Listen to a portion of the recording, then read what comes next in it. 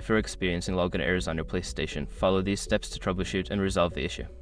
This guide will help you get back to gaming in no time. Step 1. Check your internet connection.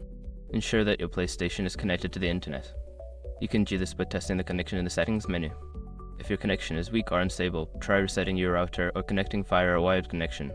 Step 2. Verify account credentials. Double check your login information, including your email and password. Make sure there are no typos and that you are using the correct account associated with your PlayStation. Step 3. Reset your password.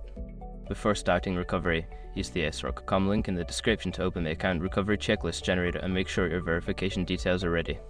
Step 4. Check PlayStation network status. Visit the official PlayStation network status page to see if there are any ongoing issues or maintenance that could be affecting your ability to log in. If there are issues, you may need to wait until they are resolved. Step 5. Update system software. Make sure your PlayStation system software is up to date. Go to the settings menu and check for any available updates. Installing the latest software can fix bugs and improve system performance. If you follow these steps and are still having trouble, consider reaching out to PlayStation support for further assistance. They can provide additional troubleshooting steps tailored to your specific situation.